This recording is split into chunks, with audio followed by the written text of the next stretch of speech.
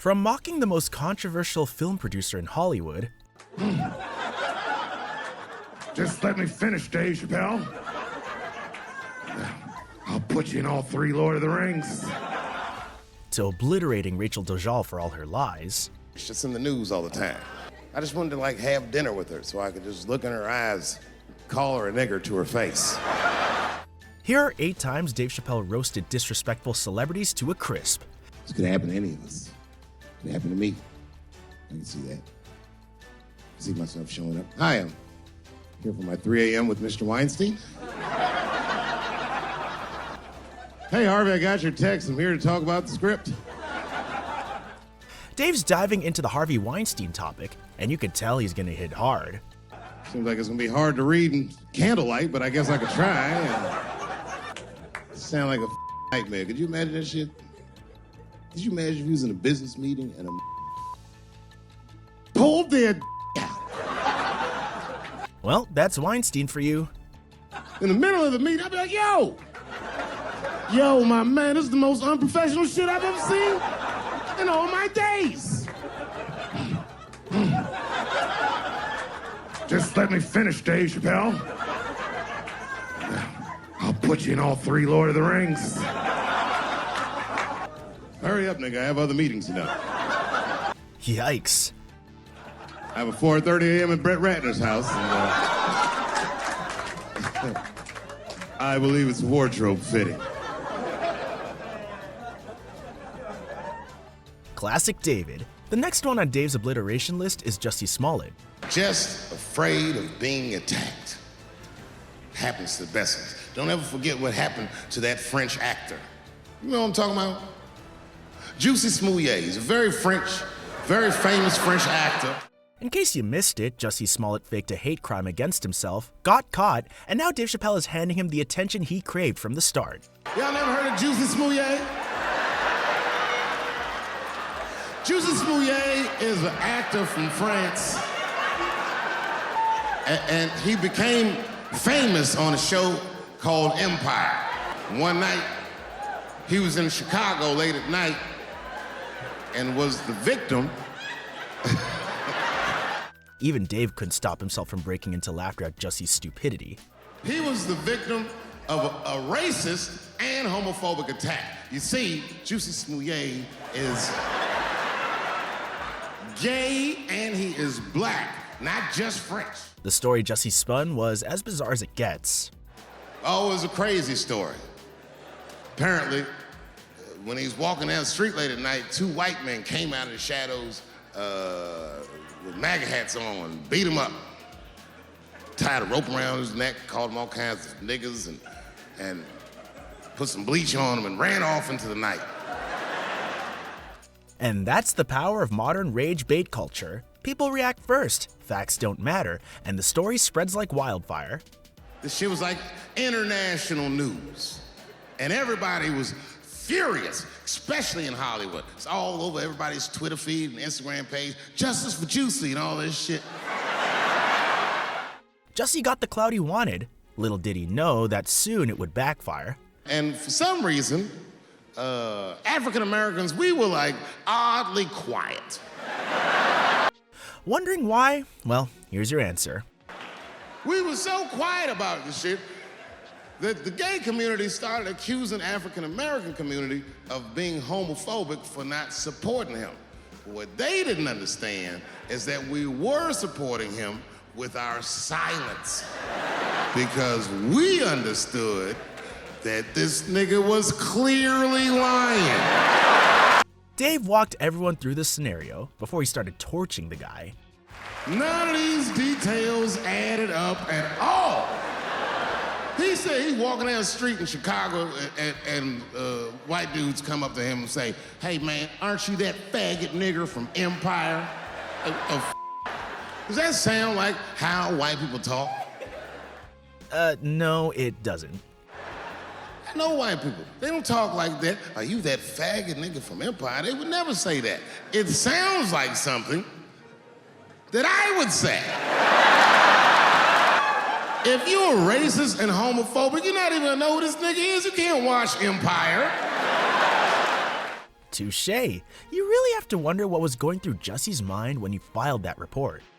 If you was a police veteran taking this kid's police report, okay, Mr. Smouillet, please tell me what happened. You left the house at 2 a.m. It's minus 16 degrees. Right. You were walking. All right. 16 degrees? Okay, who in their sane mind goes out in 16 degrees to get sandwiches? Fishy, fishy. And where were you going? Subway. Sandwiches? That's when the men approached you? Did you see them? Do you have any? Okay, what they have on? MAGA hats. MAGA hats on in Chicago. Excuse me 1 second, Mr. Smouillet. Frank, come here for a second. Oh, Dave, you're a legend. And speaking of legends, how can we forget the person who broke the internet with a smack? Yeah, let's move on to Will Smith. God bless her, but my wife is mistaken about my life. She told me once she thinks my job is fun. My job is a job. I'm fun. It's too dangerous, man. Dave Chapelle is on stage, being hilarious as usual, but he has 2 cents on the whole Will Smith-Chris Rock situation. And spoiler alert, it ain't pretty. With arguably one of the greatest, if not the greatest living comedian, Chris Rock. Me and him toured all year last year. And right before that tour started, Chris was involved in what we blacks might even consider a goddamn. This controversy sent the entire internet and the world into a frenzy. Oh, but trust me, after Dave is done with this roast, no frenzy will match its wildness. Chris got slapped in the face at the Oscars by Will Smith, which was one of the craziest things I'd ever seen. In fact, if you watch it live on television like I did, when it happened, I thought it was fake. And I thought it was fake. I didn't know. So I asked him, I go, well, you know. He said, what? I said, well, did it hurt? And he said, yes, nigga, it hurt. And then I knew that it was real. And then, and only then, was I offended. It isn't unusual for certain bits to be staged at the Oscars. But what happened after Dave realized it wasn't staged? Well, he was actually offended. And I wasn't just offended that he got slapped. That was only half of it. The real offensive part was that after they slapped him, this nigga Will just sat down and enjoyed the rest of his evening. It was crazy. It was just...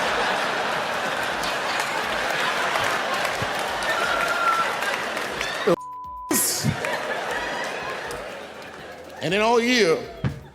True. Makes you wonder if it was more about attention than genuine anger. For 3 months before that, I'd been making fun of Chris Rock. And people would ask me all the time. They'd say, Dave, what would you do if you were Chris Rock and Will Smith slapped you in the face? And to this day, the answer is the same. Wait for it, and boom. Well, I don't know what I would have done. I've never been in a situation that extreme. But I do know now what Will Smith would not have done. And that is enjoy the rest of his evening. And trust me, folks, Will Smith is small potatoes next to Dave's, let's say, discomfort with Caitlyn Jenner. True joke. I mean, it's not true, but I had read in the paper that Caitlyn Jenner was contemplating posing nude in an upcoming issue of Sports Illustrated. And I know it's not politically correct to say these things, so I just figured, fuck it, I'll say it for everybody else. Yuck. Dave's on stage and everyone knows he loves roasting Jenner. So when Kate sparks yet another controversy, Dave isn't about to let it slide. But I wasn't saying anything like Caitlyn Jenner's a bad person. I'm not mad at her for doing it. Not even mad at Sports Illustrated. If I'm mad at somebody, I'm probably just mad at myself. You understand? Because deep down, I know that I am not strong enough to not look at those pictures. Honestly, Dave's like fine wine. He and his comedy just keep getting better with time. And I don't think I'm ready to see what she's trying to show me. So Caitlyn, goddamn it, if you go through with this thing, bitch, you better go hard or go home. Uh-oh. I know that look. It's screaming, brace yourself, a comedy bomb is coming. I want you to go all the way. Hustler style. Do you know what hustler style means, miss? That means spread the lips, All she spreads her lips and there's an itty bitty dick inside. Ah! See? Told ya. The show is behind the curtains. Somebody hand Caitlyn a box of Band-Aids. Because, well, Dave isn't done roasting her. He's about to torture some more. Gender is a fact. You have to look at it from a woman's perspective. Look at it like this. Caitlyn Jenner, whom I've met, wonderful person. Dave's at it again, and this time his sights are locked on Caitlyn Jenner. Caitlyn Jenner was voted Woman of the Year. Her first year as a woman. Ain't that something? Beat every bitch in Detroit. She's better than all of you. Dave called out the obvious hypocrisy, laying it with a signature mix of humor and sting. Never even had a period. Ain't that something? He even brought in a legendary rapper to hilariously underline just how ridiculous Caitlyn's victory lap looked. If I was in a BET Awards sitting there and they're like, and the winner for Nigger of the Year, Eminem, my man. And before the whole woke brigade could start buzzing, Dave was already firing off more hard truths, one after the other. Gender is a fact. This is a fact. Every human being in this room, every human being on earth had to pass through the legs of a woman to be on earth. That is a fact. Once the facts were on the table, he hit them with some brutally sharp reality bombs that left no room for spin. Now, I am not saying that to say that trans women aren't women. I am just saying that those pussies that they got, you know what I mean? And honestly, no amount of wokeness could have readied anyone for what he dropped next. I'm not saying it's not pussy, but that's like beyond pussy or impossible pussy, you know what I mean? It tastes like pussy, but that's not quite what it is it? It's not blood, that's beet juice. Okay, that was brutal, but not as brutal as what he's about to do to the infamous Puff Daddy. But man, let me tell you something. This guy, Puffy, buddy, this guy is in an enormous amount of trouble. I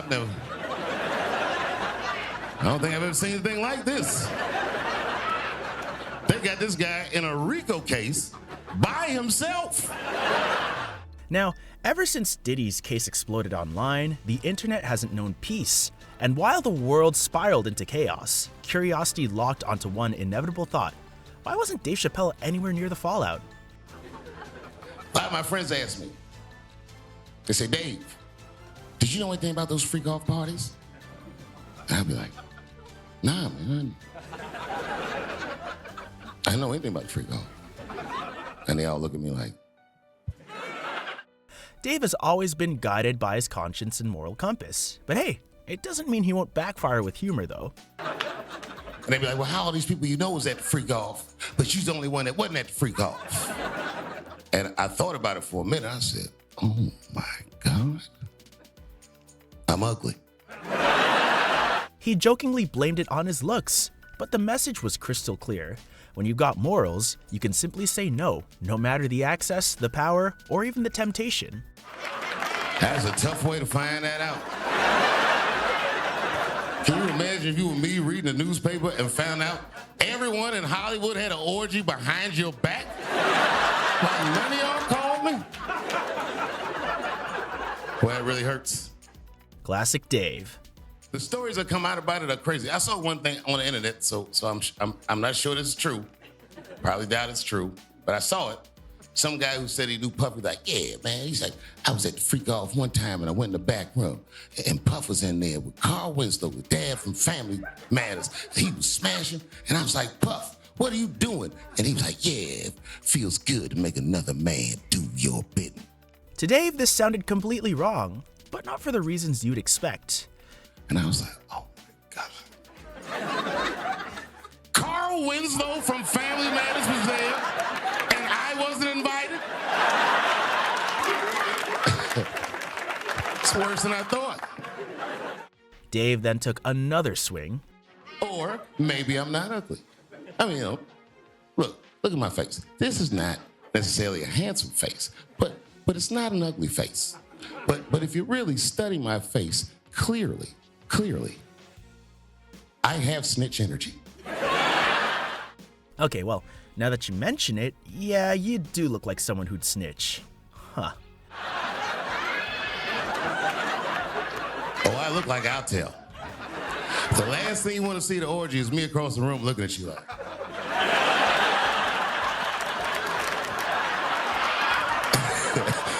Leave Carl Winslow alone. Dave kept dragging Puff through the dirt. The idea is, as you live your life, you're supposed to evolve and grow past your mistakes. But if you get to be 55, and Puff is 55, he doesn't look old, but this nigga's paying half price at the movies. Layer by layer, Dave left no glamorous corner untouched. One senior Playboy. Ain't nothing wrong getting older, but if you 55 and you got 1,000 bottles of baby oil in the house, clearly, can't stop, won't stop. You're committed to the lifestyle. Because I'm 51, and I'm telling you, this is true. Baby oil? But why? Oh! I can't remember a single time I ever threw an empty bottle of baby oil in the trash. I don't think I've ever finished a bottle of baby oil in my life.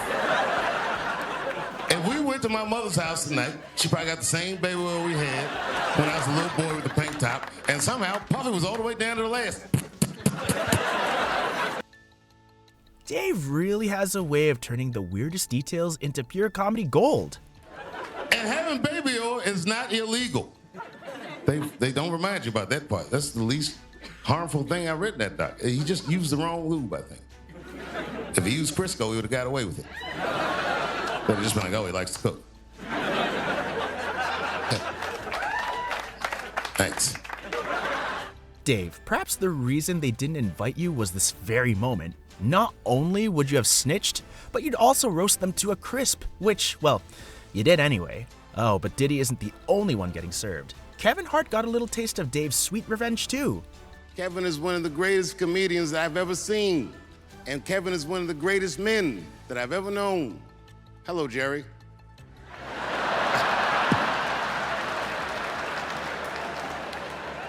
You bring joy to our environment. People don't know all the things that comedians go through and how difficult, how heavy it is to wear the crown. Winning the Mark Twain Prize is huge for any comedian, and Dave was on stage toasting Kevin Hart for his achievement. Every story of all the comedians that you help out, I know how you go back to Philadelphia and support your neighborhood. And I know that inside you feel awful sometimes, but I've never seen it on your face, and I've never felt it in your presence. And I am honored to know somebody like you. All of his praise was beautiful. Kevin was nearly in tears. But with Dave Chapelle, of course, this was the perfect moment to dish out some revenge and call him out. I really wish you would have come when I won this award. No, niggas was busy.